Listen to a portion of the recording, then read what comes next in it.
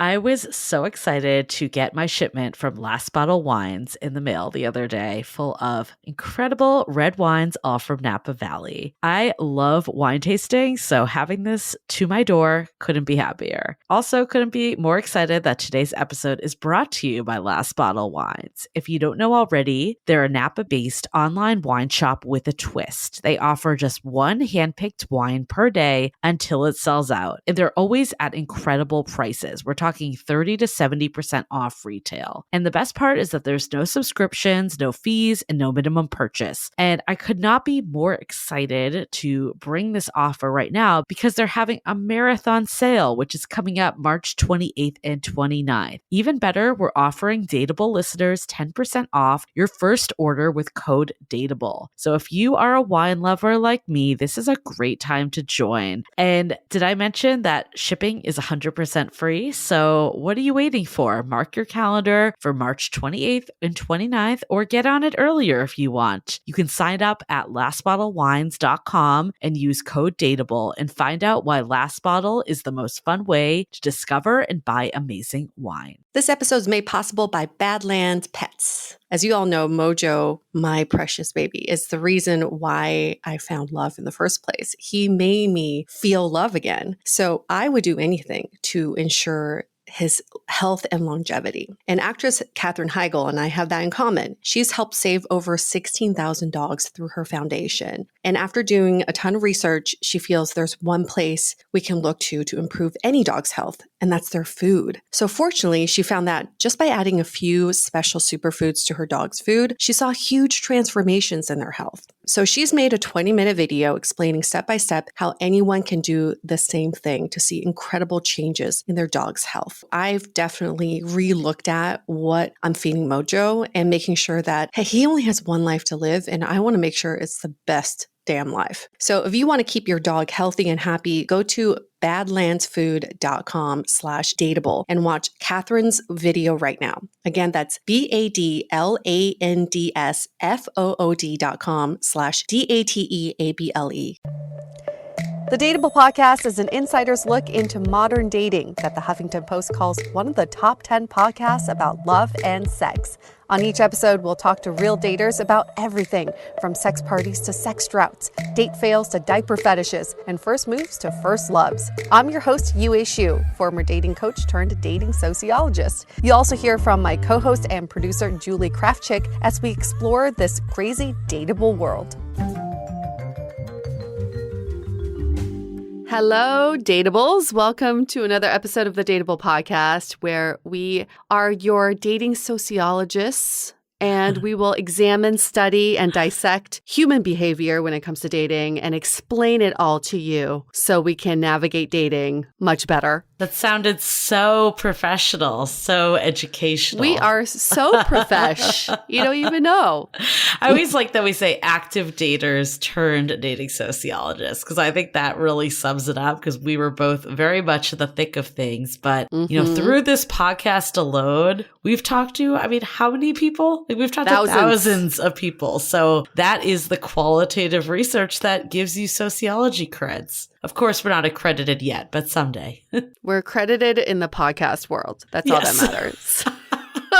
Hey, if we can help you find your person, that's all the credentials we need. And I'm proud to say we have helped people find their people. So, you know, it's not like we're just talking BS here. People are finding their peoples through us. Yes. I remember talking to Nikki Novo, one of our past guests, who is the medium. And I remember her talking about how I was the type of person that needed to watch before doing. And that this podcast really suited me for doing it because it allowed me to really study and kind of dissect what I wanted and what I didn't want in a relationship, which would set me up for having the right relationship for myself. And I think in retrospect, she was 100% correct, because I feel like I'm able to reflect in ways that I 100% would never have if we weren't doing this podcast. Oh, that makes sense. Yeah. You kind of want to see how other people have done it and maybe pave the way before you even want to try that direction. That makes sense. Exactly. I like that. She knew you so well. Learn from each other, which learning from each other is exactly what we're doing today. Yes. I feel like we've been wanting to do do this topic for a while, dating with a disability. And I'm so glad that we finally did it with our guest, Tiffany, who really shed light onto this topic. And I think she really expanded my definition as well of what a disability even means. I think we think of, like physical disabilities, and it can go so much deeper to, emotional, behavioral, like there's so many aspects of what a disability means. It does open your eyes, my eyes, all of our eyes to talk about the subject. And I feel like now is the right time to talk about this as well. I think everyone's very open to it. I remember I've had trainings about it too, even in the workplace. So it's good that we're opening this up into the dating world. But I think a lot of us have gone on so many 1 date, 2 date kind of things that we haven't even gotten to the point of knowing someone's disabilities. Right. Imagine all the people you have been on dates with and what they would have revealed to you if had it been date 5 or 6. Because I think we think of like the things you can see. And as we go into it, a lot of it is, some of it's mental health related and things that may not be on the surface of date 1 or 2. Yes. So this is just a really good discussion to have to just accept others a little bit more and to know that everyone has their own journey that they're going through. And it's really hard to judge someone based on a snapshot of their life that you are entering at. Yeah, I think, obviously for anyone that has a disability that they're dealing with, this episode will be incredibly powerful. But I think a lot of times when you're dating, it's kind of like you don't know what's going to get thrown your way. Have this image of who you'll end up with. This person has been living a life for many, many years before you that, there's certain things that are going on for them that may not be in like the picturesque view of what you think your partner is going to look like, because we all are much deeper. We all have, aspects of our personalities and just inherent traits that may not be like what is like listed on our dating profile per se, like the basics. Yes. This is why it's so important to get to know people for who they are. And it's hard to do that based on dating profiles. And I get it. I spent all weekend with some single boys who are navigating the dating scene, and they're just telling me their dating woes. And I get it. I totally understand why it can be so frustrating and hard. And you don't understand why you're even wasting, quote unquote, wasting your time dating. But I say this all the time. There's a lid for every pot. And when you find your lid, it is an incredible feeling. So keep looking for your lid because your lid is desperately looking for you too. Yeah. And I love this, we all have imperfections. None of us are perfect. So, I think the reframe of it is like letting someone into your life and all the imperfections that are there, allowing someone to kind of be along for that ride and you be along for the ride for them. That's like the greatest form of intimacy when you really think about it. It really is, isn't it? Yeah, when you're sharing an experience together and then you get to create new experiences together, that's the ultimate form of connection. Yeah. And I feel like, it's never that we want to wish circumstances on people. Like we talk about in this episode, Tiffany's disabilities came from a car accident. Like we never want to wish those circumstances, but I do think having the heavy stuff does like build layers to your personality, and it goes much deeper than just the surface connection. So while it's never like a good thing that none of us want, disabilities, but I think having that is just an extra dimension of someone that you can really learn to love, like the full capacity of someone. And something kind of interesting about that, and you'll hear this in this episode, is that Tiffany has told her story a million times. And she's told her story to the point where she can remove her emotions from the story. And it is a very traumatic, emotional story. And I think a lot of us, and maybe not to this degree, but we all have these stories that we retell on dates to the point where we remove our emotions from it too. It just becomes part of storytelling. And it does inspire me to retell my story differently now, because you realize your story could have such a profound impact on the person you're telling it to, even though you've been saying this story for the millionth time. It's the same thing to you, but it's new to someone else. So I think that's just something for us to keep in mind. Every time you go on a date and you tell your story, know that it's impactful and that you can retell the story a little bit differently each time. Yeah, we talk on this episode a lot about vulnerability, and I feel like vulnerability is the biggest buzzword.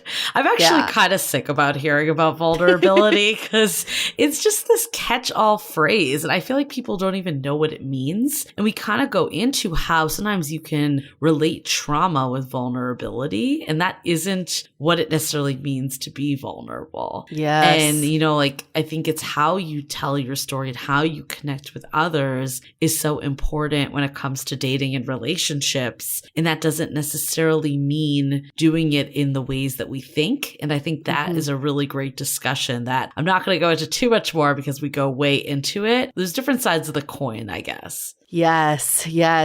I love that observation. I was at a music festival this weekend and maybe did a little drugs, but the drugs made me realize something is that when we talk about vulnerability, we think it's about revealing. We have to reveal something about ourselves. And yes, that is part of vulnerability, but I realized that there's another side of the V word, which is listening. When you just sit and listen and not talk, that's also very vulnerable because it opens you up for reactions and judgment. So I think also, it's okay to not talk and listen, and that puts you in a vulnerable state also. I think vulnerability can also just be letting someone into your life a little more. Like this weekend, I had the pleasure of introducing my boyfriend to my parents, which was a big step for me, but they were visiting. And, I was a little nervous, I'll admit it, but I think it was really good. All said and done, it was really great. They all got along really well, but I think we both kind of walked away being like, we've seen a new side of each other and we've seen where I really like sharing with him that where I've come from, that side of me that might be a little removed now that I don't live at home and I live across the country. And I think that's really nice. And there is a level of vulnerability of just inviting someone deeper into your life. And I think a lot of that doesn't necessarily mean it's trauma bonding, but it's just simple things that invite that person in. I think meeting someone's parents is so telling. You kind of sit there and you think, oh, that's where you got, I get it. That's why you are that way, or that's why you have this characteristic. You're like, I see that the apple does not fall too far from the tree. Exactly. Meeting the parents, we could do a whole podcast episode on that in itself, because I feel like people have such different views of the importance of meeting parents. I've had so many friends that are just I've introduced every single person I'm dating to my parents. It's not a big deal at all. And then I'm definitely someone that it's a big deal. I'm not going to introduce every last person to my parents. So it's interesting how people swing so far on the spectrum of that one. I almost feel like it's hard to even know how much weight to give it because people view it so differently. Do your parents have unspoken rules of how absolutely. How a boyfriend should act around them? And what are these unspoken rules? Absolutely. I think it's one of those things that I was oh my God, I hope this goes well because of that. But it's hard to pinpoint what they are exactly. Yeah. But they're in my head of just certain things that would not be great, Yeah. My parents are,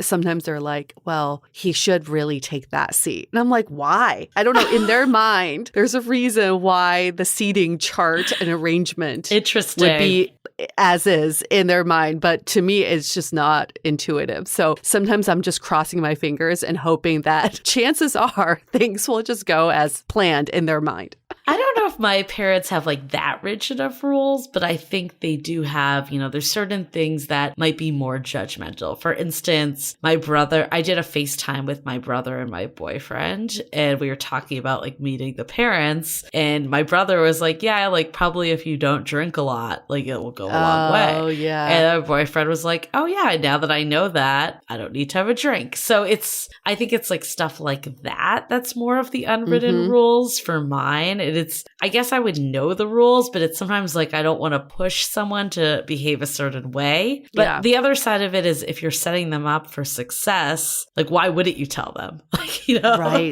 Right. Like if you know flowers are definitely going to go a long way, then you tell them to bring flowers. Right. Like if it was the reverse situation with drinks, for instance, and my boyfriend's mother like didn't want me to do that, it's not that big a deal for me to have a drink or not have a drink. So I'd rather not have one, right? To make that impression. Yes. Well, I would love to hear from our listeners. Let's do a little call out. Maybe hashtag meet the parents. Oh, I love it. Are there any unspoken rules that your parents have when it comes to your significant other meeting them? I would love to hear all of them. Just tag us on Instagram at DATEABLE Podcast and then hashtag meeting the parents. Let's see what happens. I feel like we need to make like a third. They already have a sequel. Meet the Fockers? Yeah. That one? Meeting the Craft Chicks? Is that the I don't know if we're big enough time to get that. Well, we were just talking about this too, is that I have not met the Craft Chicks yet. I know. I haven't met the parents. I know, which is crazy. My parents are dying to meet you, Yue. I've met your parents. I have had the luxury to meet the shoes. They were quite adorable, must I say. They're such cuties, and I can't wait to meet your parents. You have to tell me about the unspoken rules when it comes to friends meeting them. Yeah. You know? Okay. They were like, your parents were like, how's that radio show going? Oh, yeah. My parents still ask about you all the time. They're like, how's Julie? Glad I made the impression that I did. I like met one of my friend's parents in Boston when I lived there, and he still asks about me today, her dad, because we went fishing and I only caught like the tiny fish. And then that night for dinner, like, like the fish that they fish with, like not a real fish. It's like the bait for the fish. You're kidding That's what me. I caught. And I was super excited. He's like, that's not a fish. And then that night for dinner, we had chicken, and he's like, could have had fish. And he still asks about me all the time. Made a lasting impression in that canoe with our fishing equipment. Infamous Julie and her tiny fish. Yep. It is funny how you like impact certain people at some point. But people do make a profound impact on you, or a lasting impression. And we do the same thing with other people, and we tend to forget that. The most telling is when you have a friend introduce you to someone and how they introduce you. It surprises me every time how someone introduces me, because that's what they've pretty much put me in a bucket as. And, it's just interesting, the impact you have on other people, which is related to our question for this episode. And also it's related to our interview later. And the question is, when it comes to early dating, if you do have, for example, this person said, I have high anxiety to the point where it becomes debilitating and dating does add to my anxiety. At what point in early dating should I reveal this fact? So, yeah, I mean, this is one of those topics where you have something that could impact the way you treat someone when it comes to dating. But is it too early to reveal, like, let's say on a first date or even in your dating profile? Personally, just from the receiving end, I've dated someone with high anxiety, and I wish I had known from the very first date. Yeah, because you'll be able to explain, you'll understand where they're coming from. Yes. And not take it so personally, I think. Yes. I dated someone with such high anxiety that they would then ignore me when their anxiety hit. So I thought that they were playing games when they were just trying to protect themselves. So I can't explain that. I can't read minds. This person didn't tell me till after we broke up. But those are things that I think it's better to know up front. And you can come from a place of, like what we're saying with meeting the parents, set people up for success when it comes to dating. So if you want to be successful at dating me, here are some things you should know. And I have high anxiety. I've been managing it for years. And when I see the symptoms of it, this is what happens. And this is how you can help me kind of manage it. And on the other hand, I totally get that you might not want to be sharing all this personal information with every person on a dating app, especially in today's world where so often you never see this person again. I think that that's totally fair. And I think everyone, it's at their discretion of when they want to share personal information. That being said, I agree with you of if it is getting in the way of your dating life in the sense that people are interpreting things that you're doing doing in ways that you don't want to, being transparent might actually prevent some of the people from, turning over. I think too, like maybe there is a certain level of intimacy that you get to. I think it's hard to say like a hard, fast rule of the number of dates. Like, I don't think that always translates. But I think if you really are connecting with someone, you could see it going somewhere. That might be the turning point of whether you decide to share this or not. I don't necessarily think you need to put this on your profile. I don't think it needs to be on the very first date. No. I think those should really be used to say, like, is this someone I even want to spend any time with? That being said, if you feel like you need to cancel the date, for instance, because of anxiety, I think you could share that with someone.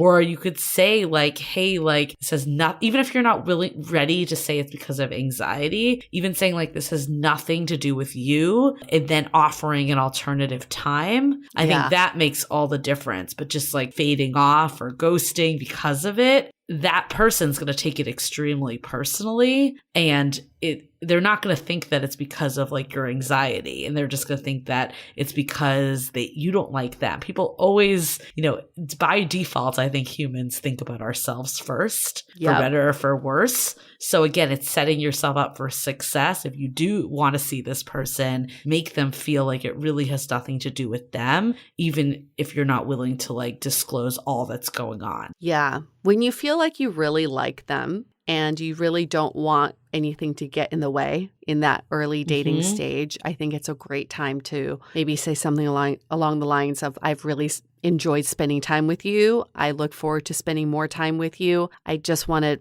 let you know of some things, and I don't want you to take it the wrong way if I were to act this way. I think the worst thing we can do is leave people hanging, and then they make up stories, and then you never know where that spirals to. So might as well just catch it before it happens, and then be very truthful, but also coming from a place of love when you do tell it. This was a great question. Mental health is, even though it's made such strides, I feel like there is still stigma that comes with disability in general. And I think having conversations like we're having today really helps break down that stigma. So I'm glad that, we can address this question, but also dive into it much, much deeper in this episode. Absolutely. Okay. So a couple quick announcements. @DATEABLE Podcast is our Instagram handle. Make sure to follow us there. Loving the Time of Corona is our Facebook group. This is the public group. Just give us a little one-liner about why you're dateable so we know you're a real human being and that you listen to this podcast, and then we'll let you in. And then the sounding board is our premium community. We've had a lot of new members join lately, some really good office hours that UA and I hold that are monthly, that people could bring their questions. We had such a great session last week. I really left energized. I think people kind of, have been in a little bit of a dating slump, felt energized as well, whether it was like looking at the apps in a different light. We even went through like ideas of meeting more IRL, which, is always, I think, especially after being cooped up in COVID times, is something that a lot of us are greatly, deeply desiring right this minute. So if you want to join the sounding board, we do the monthly chats with the two of us, but also there's weekly chats and video calls with our host team who are incredible, and they're just great discussions. There was one about not taking rejection personally that had super high attendance. So really great ones coming up, especially as we go into the holiday season that always kind of brings things up for a lot of people. So dateablepodcast.com/sounding board. Make sure to go there first and sign up, and then we will let you into the secret Facebook group. That is the PSA. And we've had so many new listeners join recently who've been curious about this Finding Your Person program that we launched a while ago. If you are one of those people who have been interested, you saw something that we posted a while ago, you can still sign up for the wait list. It's findingyourperson.com. The program is currently closed, but there's a chance that we may open up the program again. So just sign up for the wait list so you get first dibs when we do open open up the program again. Yes. Group live calls we've been having for those have been just so incredible. So incredible. I can see the light bulbs going off. I love it.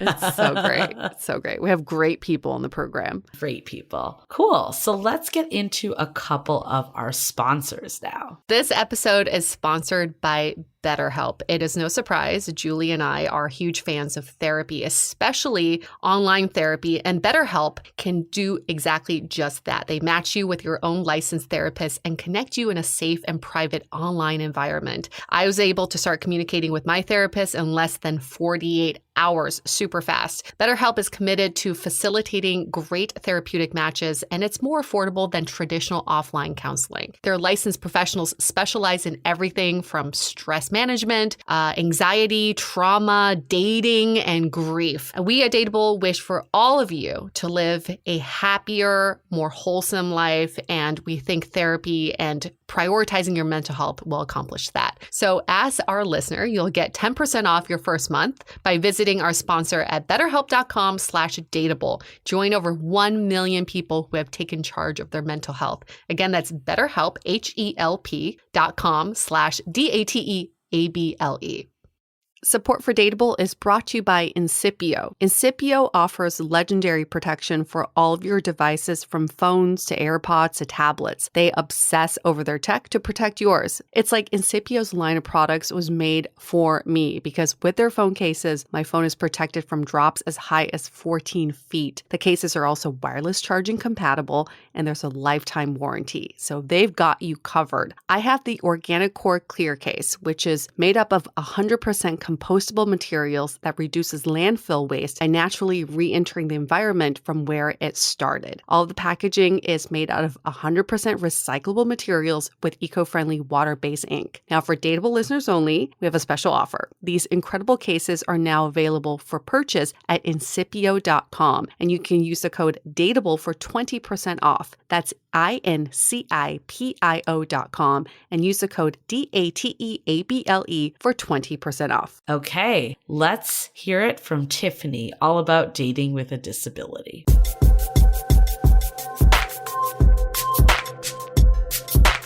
Well, thank you, Tiffany, for being in our community, but also joining us for this conversation about disability and dating. And also, I guess we're talking about vulnerability and forced intimacy too. There are a lot of other topics related. But who is Tiffany? We get to know her a little bit better. She's 33 years old. She currently lives in San Francisco. She's originally from outside of DC, and she is single and actively going on dates. Hello, Tiffany. Hello. How are you? So great to meet you. I've been I don't know if fangirling is the right word, but we've been fangirling back. I think that is the right word. You've been so active in the community and just so insightful.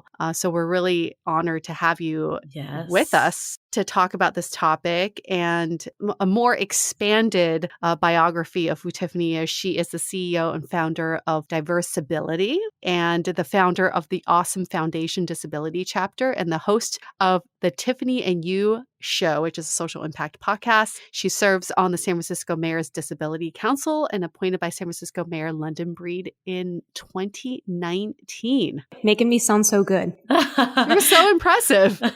We're so excited to do this topic because I feel like this has come up in the Facebook group a lot about just disabilities and various different types of disabilities that we'll get into. But before we do that, we'd love to just hear your story a little more about your disability and then what kind of got you in this space. Sure. So I was not born a disability advocate. And most of us who become advocates, I think, come into this space because we have an experience that really makes us want to change the world. I guess I'll say that's my profound thought of the day.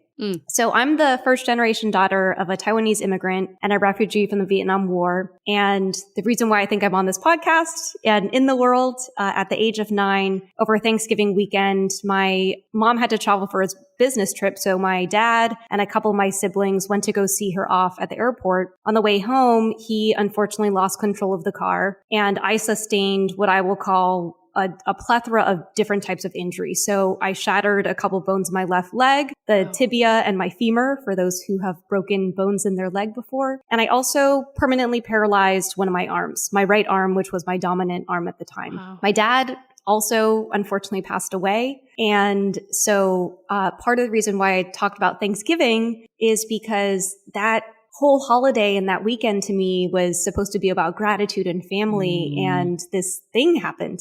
Right. And I mentioned I was the daughter of Asian immigrants because I think that cultural context will come into play here, which is not only was the traumatic car accident seen as kind of like shameful and taboo, now I was visibly disabled.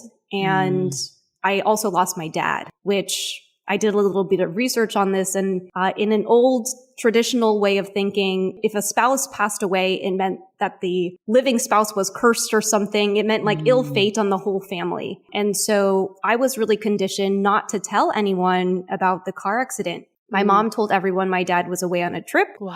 I wore long sleeves all the time. Not sure how that would make a difference.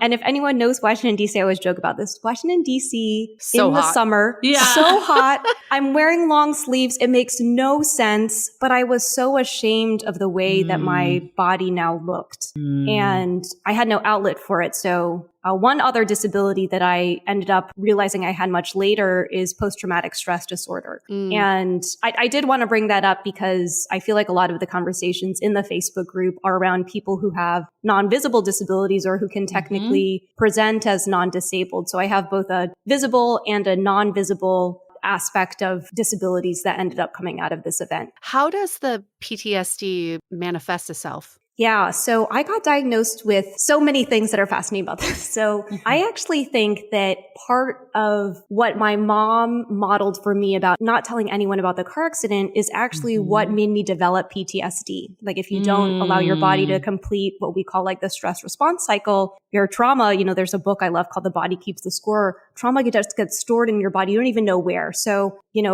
rationally, I thought, my trauma is just where the injury was in my body. But, trauma can be stored anywhere and sometimes it doesn't make sense. So I would say from 2017 until 2019, I got diagnosed in 2019. I was very unwell. And for me, that manifested in really having emotional outbursts, just crying uncontrollably, doing seemingly random things, but they were actually all connected. Now they all make sense to me. Yeah, I was a kid, 9, and so many things happened to my body that I couldn't comprehend. And I also want to share, so there's a 12-year period from 1997, which is when the car accident happened, until 2009, where I didn't tell anyone about the car accident. It was like my secret.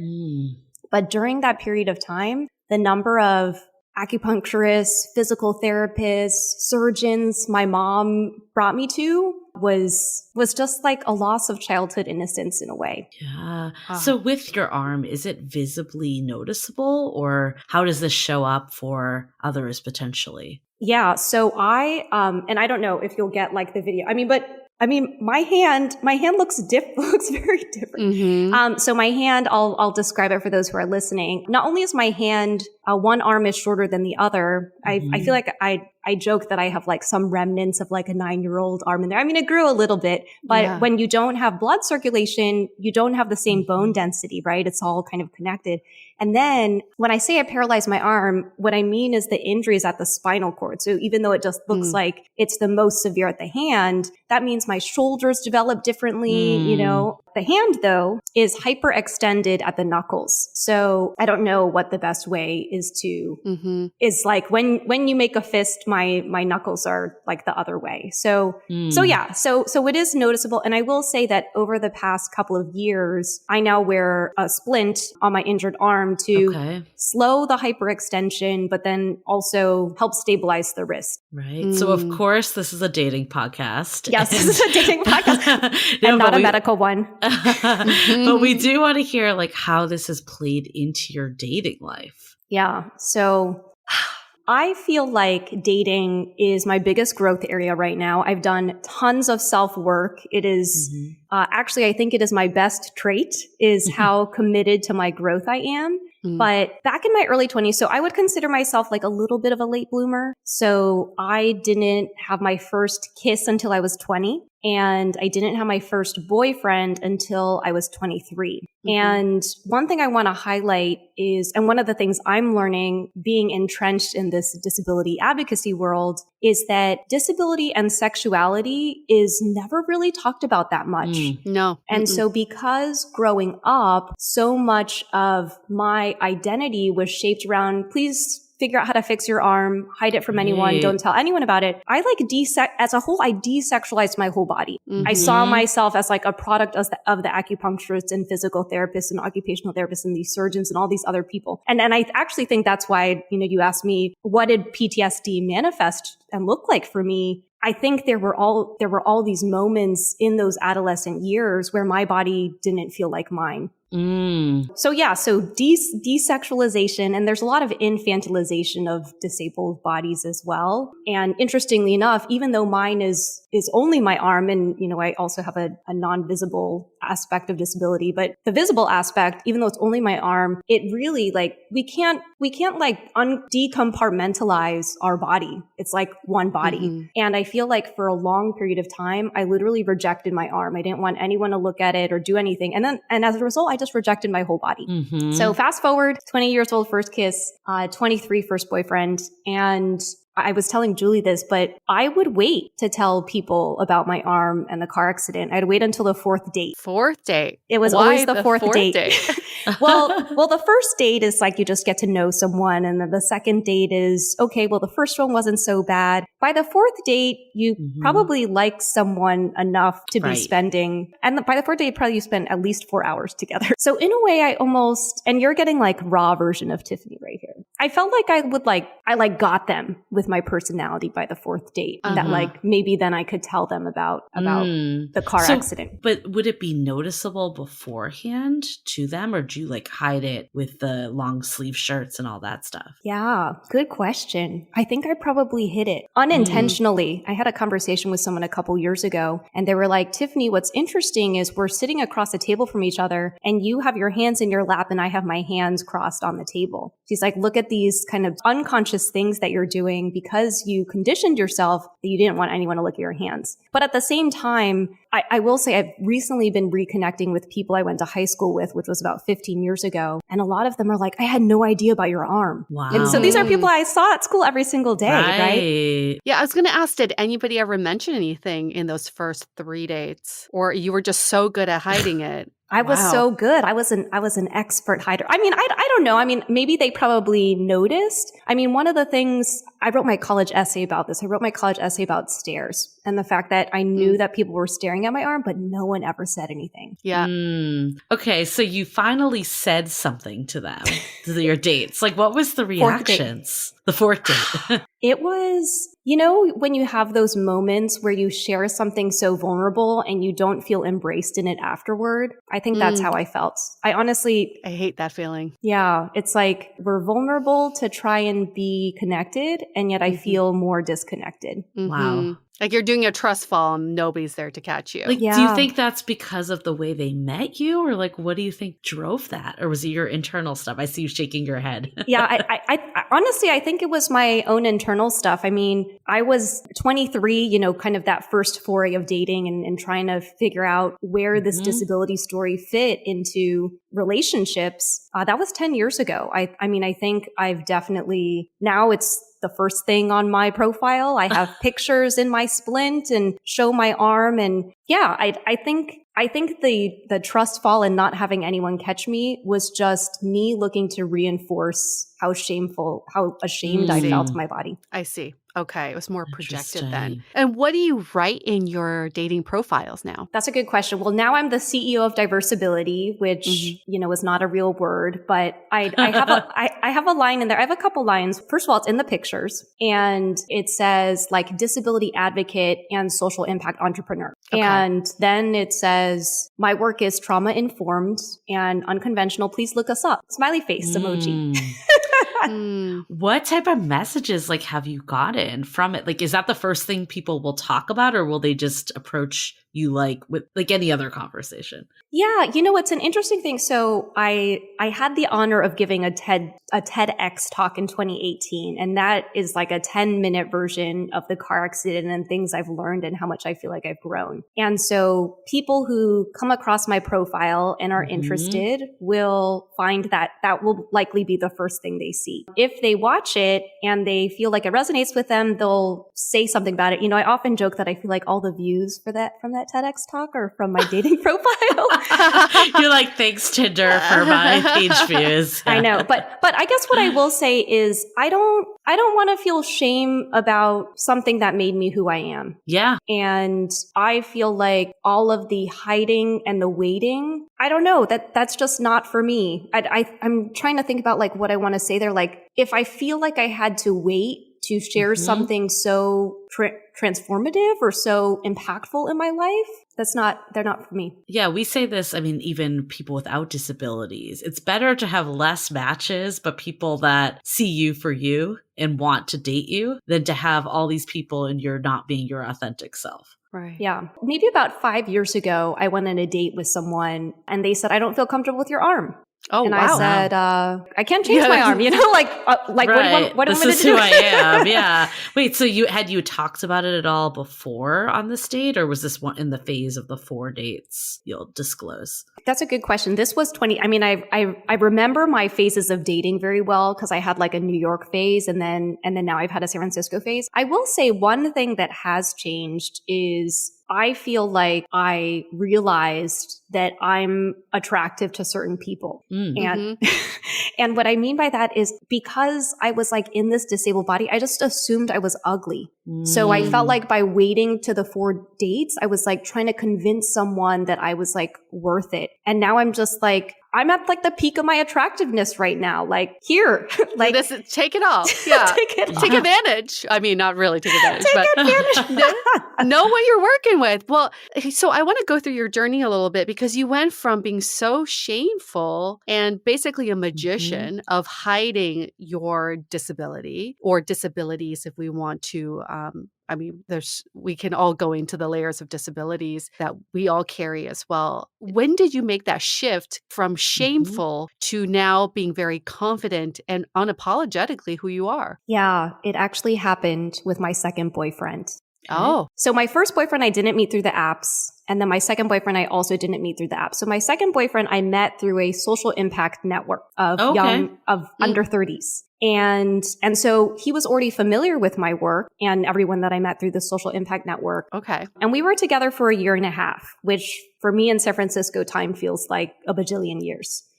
But he was like the most attractive man I thought I had ever dated. And he saw my body as beautiful, the whole thing. And I honestly, I couldn't believe that he was with me. You know, how like, I don't know, whatever insecurities I had. But it was in that period of time where I was like, if all he sees is perfect to him, then that's within me too. Right. And I feel a little embarrassed that I have to like point to some external person who's not actively in my life anymore to say like, that's what created the shift for me. But then I was like, if I can date this attractive man, I'm attractive. So I'm going to go out and date other people I think are attractive like me.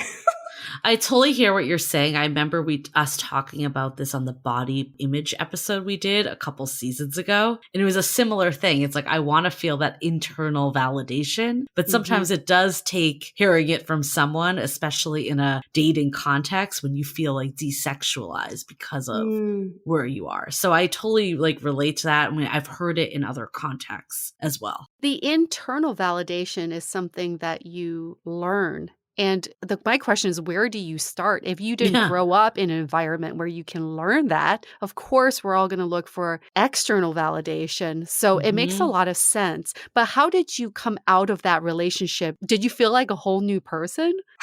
So the other thing I learned in that relationship was I feel like given what happened to my body, what happened in my family as a kid, I have a complex relationship with safety. And being in that relationship is the first time I felt safe. And I remember talking to my therapist. We always have to bring therapy into this. I talked to my therapist and she goes, that must have been a really hard thing to walk away from, because not only did he show you beauty, which was you, he also showed you what it felt like to really feel like you could take your armor off, that I could take my, long sleeves during DC summers off.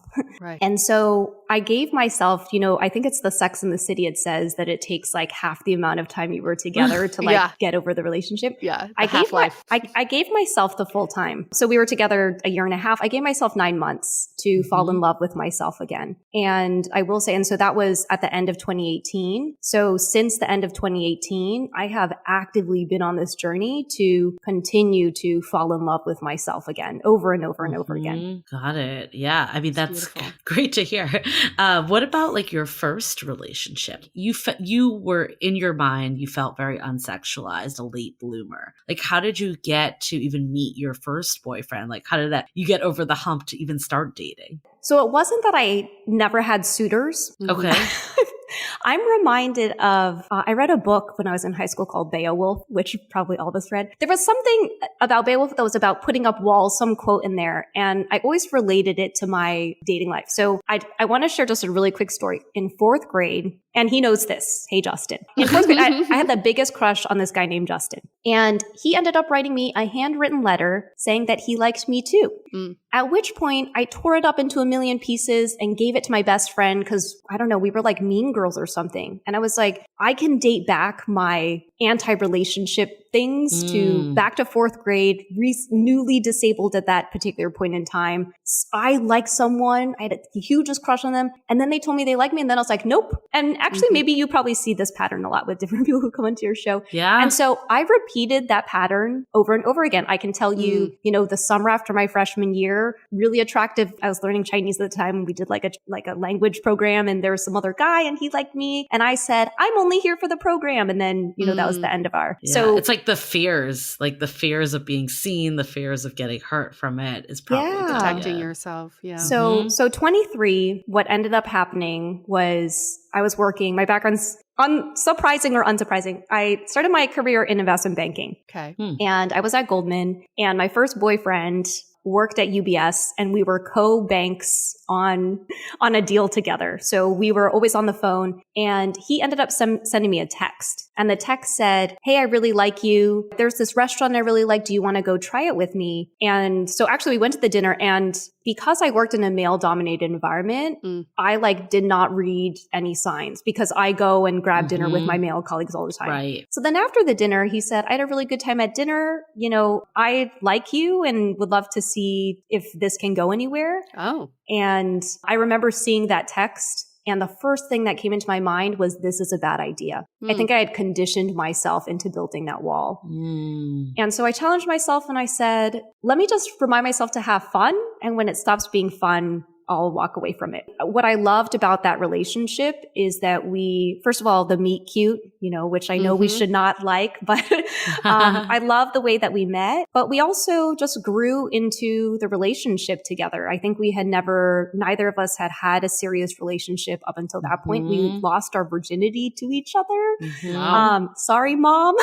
And honestly, I mean, one of the things I'm working through therapy is what I call fantasy attachment, which maybe you're familiar with, which is I meet someone and I'm like, here's our whole life together. The For whole sure. thing. Yep. I want to bring up that and anxious attachment style because I think that this car accident just made me so fearful of, I don't know what it made me fearful of. It just made me fearful to get close to anyone because I would just end up getting hurt. Right. Let's hold that thought and take a quick break for some messages. This episode is sponsored by Via. We all know there are things that can help set the mood in the bedroom, but did you know a little THC could also do that? Yes, Via has developed a unique blend of pleasure-enhancing cannabinoids, libido-strengthening herbs, and a low dose of THC all into one mind-blowing gummy called High Love. This gummy, wow, it will awaken your senses, increase blood flow, and intensify any sexual experience. I've been pleasantly surprised by the High Love gummies because it is just the right amount of THC for me to have a good time without feeling sleepy. And hey, if THC is not your thing, Via also offers a wide array of other gummies without it. And everything legally ships in 50 states with discreet packaging directly to your door. So if you're over 21, you can get 15% off and a free pack of award-winning Dreams THC plus CBN sleep gummies with our exclusive code DATEABLE at viahemp.com. That's VIIAHEMP.com. Let the gummies work their magic. Head to viahemp.com and use the code DATEABLE to receive 15% off and one free sample of their Sleepy Dream gummies. That's viahemp.com and use the code DATEABLE at checkout. Take your passion and pleasure to a whole new level with High Love from Via Hemp.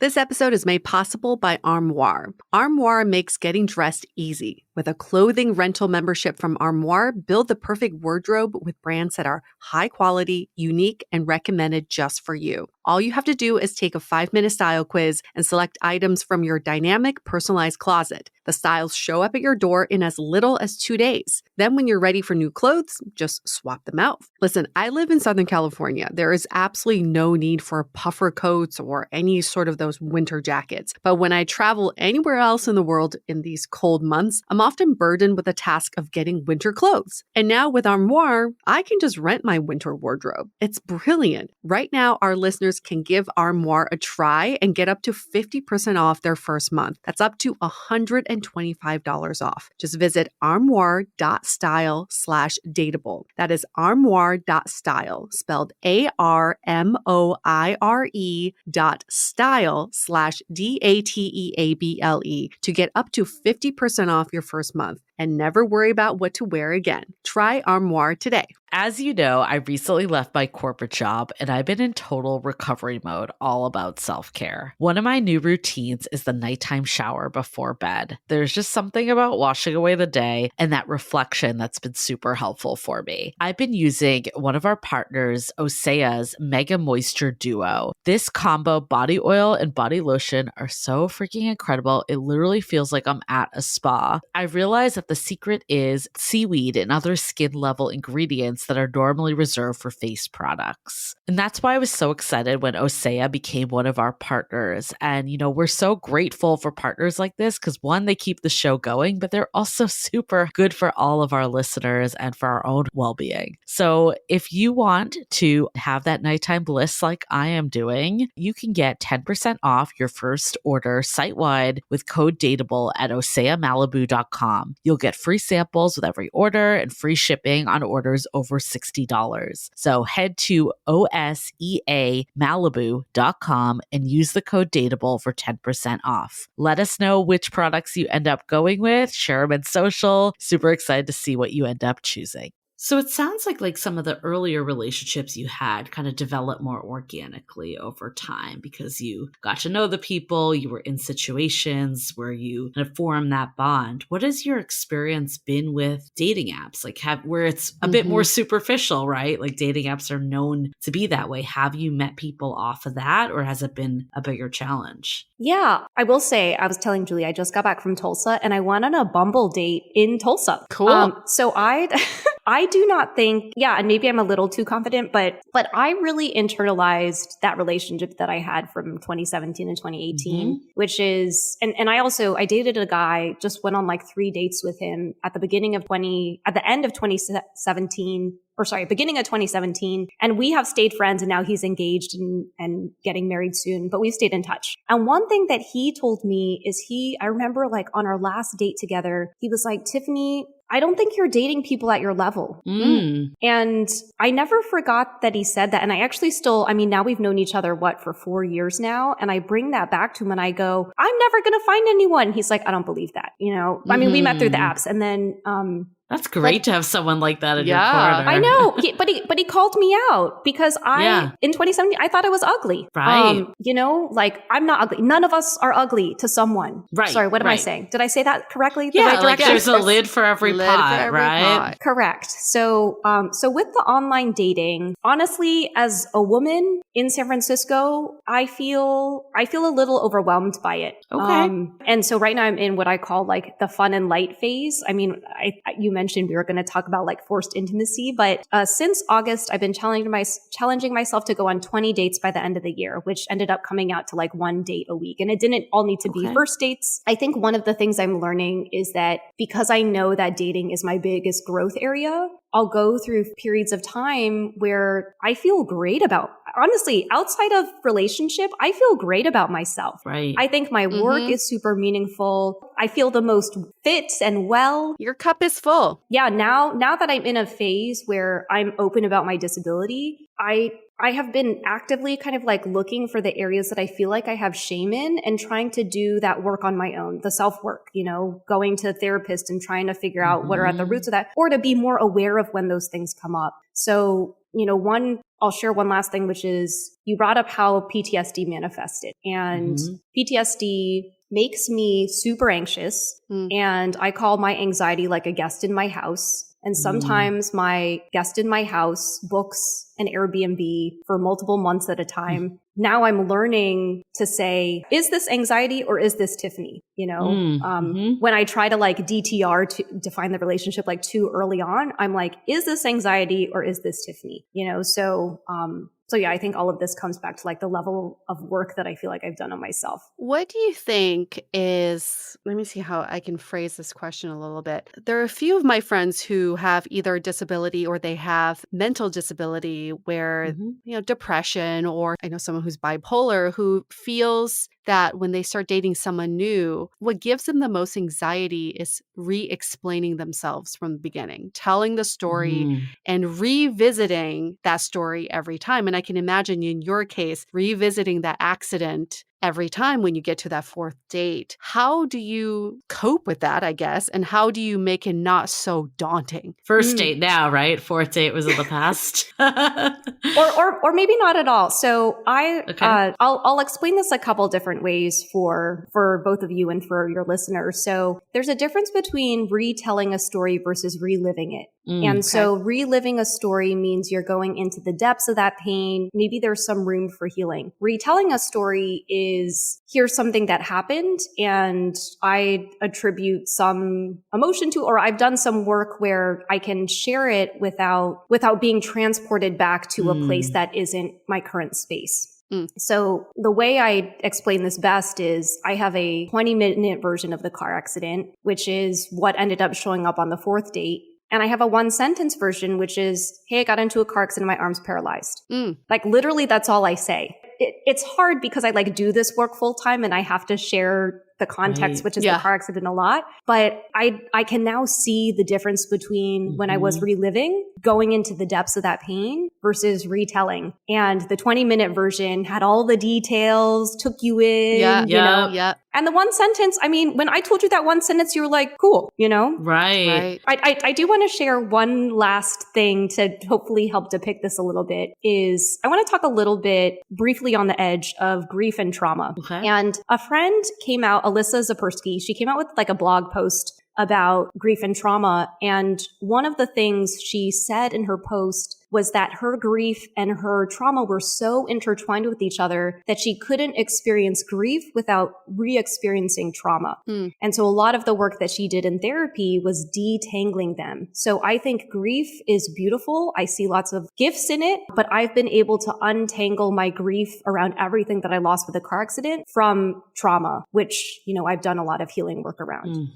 That's a really good distinction. I'm curious because like I know there's more, correct me if if like this is a misstatement, but there are like 4 major types of special needs categories: the physical, which relates to your arm more, developmental, behavioral, emotional, which could tie back to PTSD, and then sensory impaired. Is that kind of an accurate statement of categories? And like, how do you view this? And like, I know you work with a lot of people that are disabled. Like, how do you see challenges showing up for people based on where they fall on the spectrum? Yeah, what's interesting is I haven't categorized it like that because many of us who have disabilities have what we call comorbidities, which means like I haven't categorized disability in that way because a lot of us have what I call comorbidities, which means that I lead with the fact that I have a paralyzed arm, but I could probably argue that the fact that I live with PTSD impacts me more on a daily basis than the fact that I can't use one of my arms. And there's a stat out there that says for people who have non-mental health disabilities, for people who are disabled who have non-mental health disabilities, experience mental health distress 5 times those who don't. And so what this all comes back to is it is really hard to live in a society that has told us that bodies should look a certain way, that our minds should operate a certain way, and anything that deviates from that is seen as not normal, is not celebrated, should be hidden. And I think to carry around, I guess I'll call it like disability shame, disability trauma for that long is gonna impact how we show up in relationships. Well, I think a lot, like with especially mental health, I think there's a lot of stigmas there that, like you need to be in a good place before you can even start dating and have relationships. And good place kind of goes back to what you were saying of what is like this kind of like the societal expectation that there's no challenges. Like, how have you kind of seen people emerge when they have, a disability? Like we talked about earlier, it sounds like overall you've got into a good mindset. You've, been forthcoming on apps, and it doesn't sound like you have that much challenge dating. Like it sounds like you have at least, I don't want to say no challenges, but not like noticeably necessarily more than another person without like a disability, because like you have a steady stream of prospects, at least on that level. One thing I'll share is sometimes I get the question like, Tiffany, have you ever dated someone disabled? And I'm like, well, the last person I dated had ADHD and anxiety. And the person before that had something called GERD, which I think is like a stomach thing. Yeah. Then one of them had BPD, which is borderline personality disorder. And then someone had anxiety to the point that they couldn't get out of bed. And so I think that more people are disabled than you think. Yeah. About 70% of disabilities are non-visible. And so what's funny is I tell them, actually, everyone that I've dated has had a disability. And they're like, no, I mean really disabled. And then I'm like, well, those are categorized as disabilities. Yes. So what do you mean really disabled? So I think my last boyfriend, he was like, I don't really think of you as disabled. And, I do this work. And so part of me is getting curious about what stereotypes are you attributing to a disability experience that I don't fit, right? I mean, I think having an arm that looks different from my other arm that I can't use is pretty classic disability. But are you assuming that I need to not have a job or need to be super insecure or need to think that my life is tragic, So I love that we're having this conversation, but I also just think that disability is part of the human experience.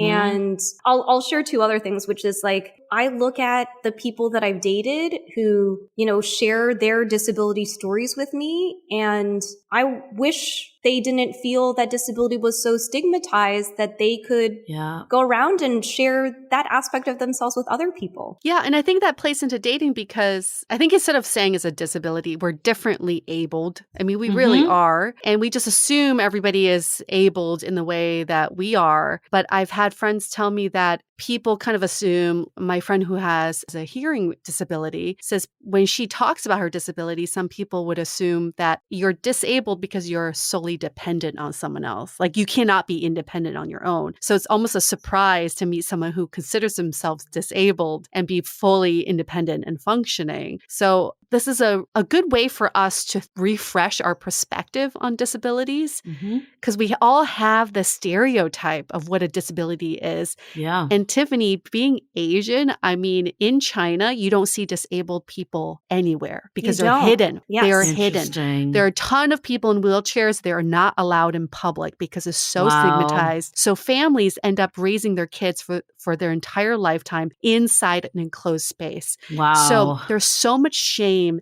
But also for the kids who are raised in that kind of environment, you just assume disability doesn't exist. You're like, oh, everybody's able-bodied. So we need to understand that disabilities are prevalent, but we're just differently abled, and we have to see each other that way. Yeah. I mean, I would challenge that a little bit to say that some of us have disabilities and some of us don't. And I think what you're really trying to say is that all of us have insecurities, and we are attributing potentially a disability experience with, oh, you should feel insecure or you should feel ashamed of that, right? And so we all have things that we have shame around. We all have things that we have insecurities around. But yeah, I have disabilities, and there's certain people who don't have disabilities, and that's okay. Because I think I also want to name, and I don't want to wear my disability advocacy hat too hard on this podcast because it's about dating. But I think that when we say that all of us have different abilities, we actually diminish the fact that those of us who do have visible disabilities face additional layer of shame and stigma around the way that the world sees us. Absolutely. Thank you for checking me on that. I appreciate it. I appreciate you letting me call you out or call you in on that. But I mean,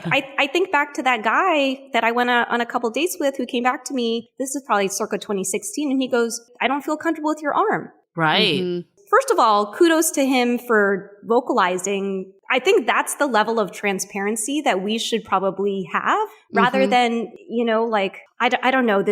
I have friends who have either more visible disabilities than mine, or you could consider them more severe disabilities than mine, who really have seen ableism at its worst in dating, right? Because with the apps, you're making judgments about someone's pictures. Well, that's what I was kind of trying to get at with you. Not to say that you have like a walk in the park with dating, but like it sounds like you have prospects where I think like there is a stigma and stereotype that maybe you're not even getting matches if you're in a disabled state. So I was curious if like people that are like showing up more be like when you do kind of like think about what is a disability, I think of wheelchair, whether that's right or wrong, but that's what I think of. And I know this is your story, but I know you work with a lot of people with disabilities. Like what has been some of those experiences?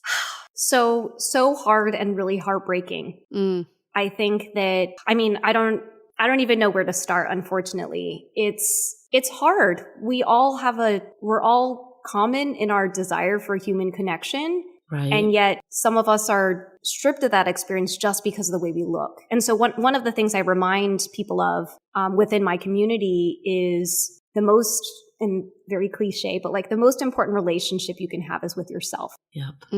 And even with this dating, I mean, I don't have that many prospects. I want to like manage expectations here, but I do remind myself when things don't work out or I find my anxiety getting the best of me, and like, it's hard. I'm 33 and I'm single and I feel like I've got a great job and I've got a great home and, I want to plan for the next phase of my life, but, haven't really found, like, I'm not 26 anymore, I guess I want to say. And that's starting to hit me a little bit because most of my friends are coupled up or, had their pandemic babies. But I think that I just remind myself of like, what are all the things that I like about myself? Right. And there's a Netflix special, and maybe you talked about this on an episode called Jigsaw with Daniel Sloss about how we should be making being single as celebrated as being coupled. And I try to think, I mean, I do think that ultimately I would like to be coupled. I will say that sometimes if I feel too much societal pressure, and by societal pressure, I mean my mom, putting pressure on me asking, when am I going to get married? I show up differently in dating. I show up with a level of desperation that's not who I am, right? Yep. I think the last area I definitely want to dive into is this part about vulnerability. Yeah. Because in a way, having to disclose this forces you to be vulnerable. How have you seen this like help and hurt your dating life? Yeah. So I would say I feel very open about my disability in a way that when I share, people feel like it seems very vulnerable.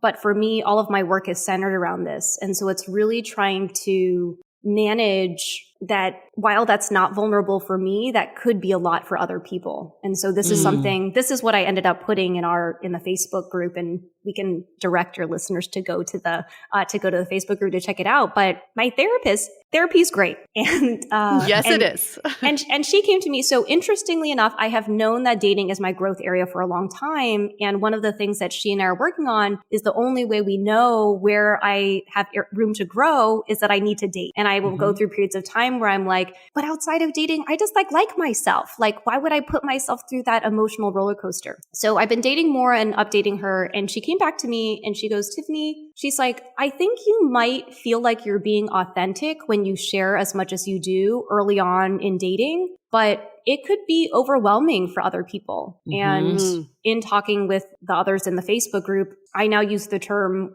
weaponizing vulnerability in terms of saying, let me share all this stuff and will you please still choose me? Right. Rather than saying, let me share all this stuff because I choose myself. Right. Right. Well, we definitely have talked about this before. There's a difference between vulnerability and trauma dump, and not saying that you're trauma dumping, but I think some people like associate vulnerability with going real deep, where it can be as simple as just putting yourself on the line a little and like saying you had a good time on the date or asking that person out again. And I think we think of it as this declaration of all the stuff going on with us, where that might be a lot for early stage dating. I know for me, the dates that I've gotten ghosted after has been when I got into this like deep life story type of date. And the ones that have progressed better is when things started off a little lighter and then more naturally got to a deeper state. Yeah, I think we all know this, but my therapist said, Tiffany, the beginning of dating should be fun. Yep. And I think that a combination of whether it was my anxious attachment tendencies coming out, whether it was fantasy attachment, whether it was, I call it forced intimacy, trying to like force a relationship sooner rather than letting it grow. So I will say, since I've had this August challenge of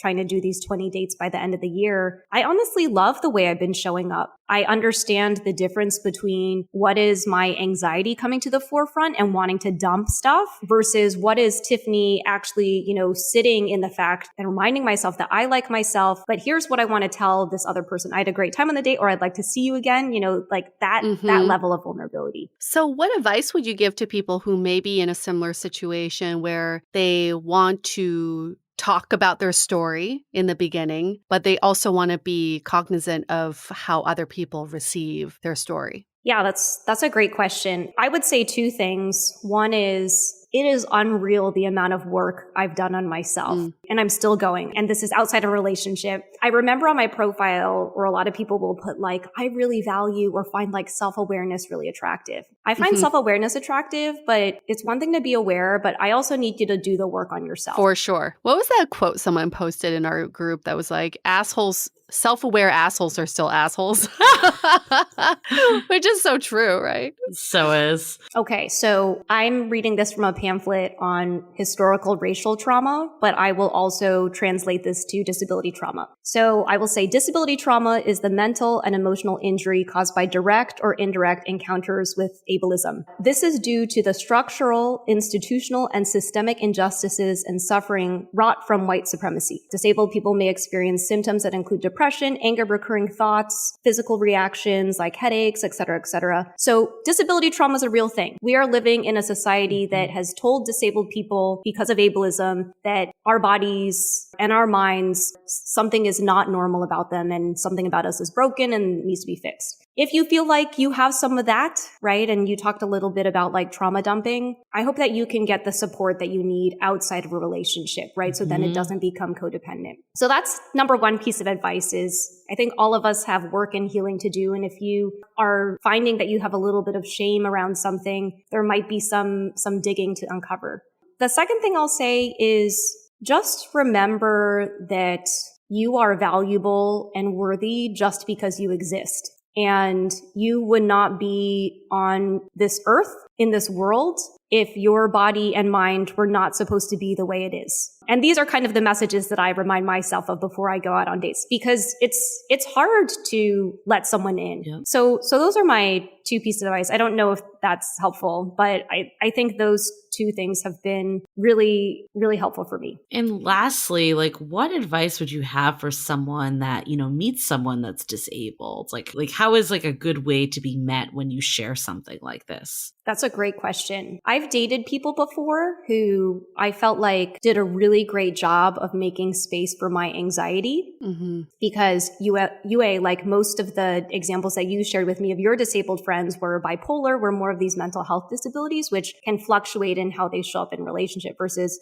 my arm is paralyzed on the first date and my arm is paralyzed on the 15th date. There's not that much changing. So I want to address this question from a mental health disability perspective, which is I think it's really important to find someone who is able to make space for your emotions. And I've dated people who I felt like did a really great job of that. And then I've also dated people who I felt like couldn't make space for that. And those latter people might not be the right people for me. Can you expand on people who couldn't make space for that? What does that look like? Who could not make space for me? Correct. So I am the type of person, and actually I've changed a little. So I'll tell you the before and after. So before, I thought it was really authentic of me to vocalize every single anxious thought that I had. And I apologize to anyone I dated who let me do that. And now what I'm realizing is when I notice I'm having a period of more elevated anxiety, I turn to a group of women that I have met during the pandemic that I call like my anxiety support group. And so I know that's not super helpful, but what I was doing was I think I was putting too much emotional weight, emotional burden, I would call it, onto one person. And now I'm realizing there's a reason why we call it like a web of support or a support system, is there need to be other people, other safe people, I hope, that I can go to, whether it's my therapist or this women's support group that I can turn to, rather than saying, you man are the one, and I'm heterosexual, you man are the one who needs to hold this container for all parts of me. So I don't know if that's necessarily the best answer for you, but I am learning that in the past, I think I put so much emotional expectation on my partner.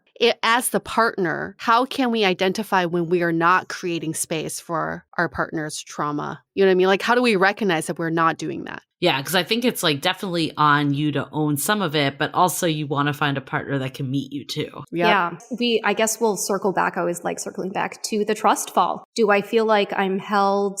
Or sorry, for you, I feel like I keep coming back to me. I keep centering myself. It is hard to say. So I give a lot of workshops around like disability allyship and how we can be better allies in the workplace. And people often come to me and they were like, how do we know we've done a good job? And I'm like, go ask your disabled employees. Do they feel psychologically safe? Right. And so in the context of this, you know, how I talked about like the trust fall and not being caught is, do you as the partner feel like you're catching your partner in that trust fall? And that's a really personal thing between the two of you, because I feel like, and now I've been doing disability advocacy work for 12 years. I've told some version of the car accident so many different times. And there are instances where afterward I feel really exposed. And then there are other instances where it's the same exact talk and I feel really embraced. Like I often describe like my ideal relationship as a warm hug. And, you know, it's both the figurative and the literal of the warm hug, but not only is there the warmth of another human being, but like being embraced, being held in that space. Well,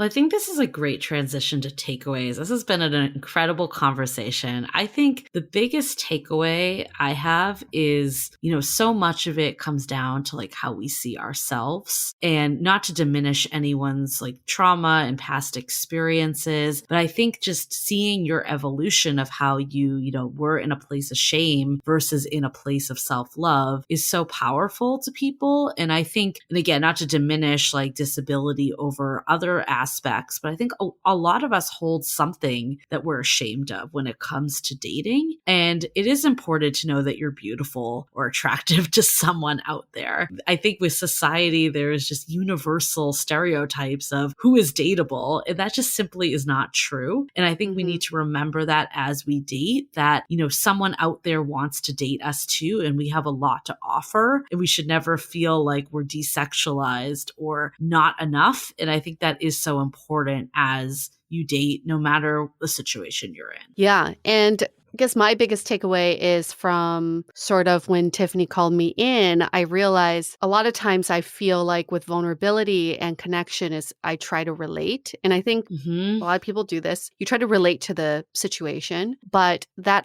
also minimizes the experience. So it's sometimes better to just listen to the experience and not putting yourself at the center of that experience. And this brought up a little bit of trauma for me during the Asian hate crimes, because I had a lot of my white coworkers tell me about their similar experiences were nothing like mine, and it made me feel less connected to them. So sometimes in dating, we just have to just listen and learn. And that's a source of the vulnerability in that. I also feel like another takeaway is we just have to see everybody as just part of a rainbow. I mean, there's just no one way of looking at people. And so the more open-minded we can go into dating, the more fun surprises we discover and the more lighthearted and fun dating can be. Because we always have this mold of how someone should be, especially with online dating. We have an idea and we get to that date and they don't fit that mold and it gives you anxiety and you're disappointed. That's what's the cause of those negative feelings. So we just stay open-minded and be welcoming of the fun surprises. It'll just be so much more enjoyable. Tiffany, is there anything you want to add? Just I know you live and breathe this stuff, but from this conversation or any counter to any of our takeaways? Yeah, this was so fun. I just want to share one last tidbit, which is I went on a first date with a guy from Hinge. And after the first date, I sent him a note. I said, hey, thanks so much for making the time. I'm not really seeing us dating from here. And he came back to me and said, thanks for wasting my time. I know I should have followed my instincts and something else. And wow. I thought about whoa, isn't our first date supposed to be fun? And this guy's angry that he wasted time. So I guess my takeaway, and I don't know if that story related to anything we talked about in the episode, but for me, none of this is time wasted. I think about, and I think about time, and I think about how much not only time has passed since the car accident, but I have a saying that time doesn't heal all wounds. It's time plus work heals some wounds. Yep. And so I love that we had this conversation about dating and disability, but what I really think this conversation was more about dating and things that we feel shame around or things that we feel insecurity about. Yep. And potentially doing the work that we need to do there. Just out of curiosity, you said you had other siblings in the car with you. Did any of them sustain any injuries? So I always get this question, which is everyone else okay? And then I was like, well, what does okay mean? So none of them have visible disabilities. Oh, okay. One of my brothers and my sister were also in the car. And this is no secret. I've talked about this before. My brother is maybe the angriest person that I know. It's kind of scary. He has not harmed me or, hopefully not anyone else, but the violence in the way when his temper does flare. One thing I want to highlight, and Yue, you might be able to relate to this, is we've never talked about the car accident as a family. It happened Just and suppressed. Yeah. And actually I talked to my therapist about this, and I was telling my therapist about my mom is amazing because she'd raised 4 kids on her own after my dad passed. Yeah. But the fact that she has suppressed so much is so different from me, who's like, where's the new window I can open? And that's okay. I think I just remind myself that everyone heals in different ways. And as long as they're not harming themselves or other people, I just have to accept that that's okay. So yeah, my sister now has 2 little ones. I'm an auntie times 2. Oh, yay. And yeah, my brother's just my brother. Yeah. I mean, I think that's a good takeaway too, is that disabilities show up in different ways. And I think the stereotypes of what we think are a disability are not like the extent of it. And we just never know what people are going through. So especially on early dates when people don't necessarily share all, I think a lot of times we take things personally, but we have really no idea what's going on for this other person. And yeah, I think part of it with what you shared with your mom is some of it's generational too, that we live in a world where therapy is a lot more accessible. It's a lot destigmatized. So I think mental health in general in our age, in our era is, more celebrated. And I think that's a great thing because it does help people come to terms with things. Yeah. And one thing I was joking with Julie about is I referenced the 36 questions to fall in love with anyone. And I feel like I exist at level 3. And I actually feel like this conversation on the Dateable podcast was a level 3 conversation. But I'm reminding myself that in early dates, I should stay at level 1 or level 2. So thank you for entertaining me and letting me be at a level 3 for this conversation. I didn't even know there were different levels. Yeah. If you can't be at a level 3 on Dateable podcast, what are we doing? Yeah, what are we doing? I quit. It's over. Thanks again, Tiffany, for sharing your experience and your journey and your story with us. And this is the point of this podcast: is we want to share all these different perspectives and stories, so that we can see how vast this world is and how different people can be, but also how similar we can all be too. So we're going to wrap this up. I just want to do one last, a little nudge for everyone out there. It really makes us happy when you give us 5 stars in Apple Podcasts and give us a nice little sentence or two about why you love us, because we love you. So let's share that love back and forth. And then also we, reference our Facebook group. So our Facebook group is called Love in the Time of Corona. Okay. And Tiffany, for anyone that wants to learn more about you, can you kind of share how people can learn more, get in touch, all the things? Of course. Yeah. You can find me across the social medias at I'm Tiffany Yu. That's the letter I, the letter M, followed by my first and last name. Awesome. Wonderful. So we're going to wrap this up. Stay Dateable. The Dateable podcast is part of the Frolic Podcast Network. Find more podcasts you'll love at frolic.media/podcasts. Want to continue the conversation? First, follow us on Instagram, Facebook, and Twitter with the handle @DateablePodcast. Tag us in any post with the hashtag StayDateable, and trust us, we look at all those posts. Then head over to our website, dateablepodcast.com. There you'll find all the episodes as well as articles, videos, and our coaching service with vetted industry experts. You can also find our premium Why series, where we dissect, analyze, and offer solutions to some of the most common dating conundrums. We're also downloadable for free on Spotify, Apple Podcasts, Google Play, Overcast, Stitcher Radio, and other podcast platforms. Your feedback is valuable to us, so don't forget to leave us a review.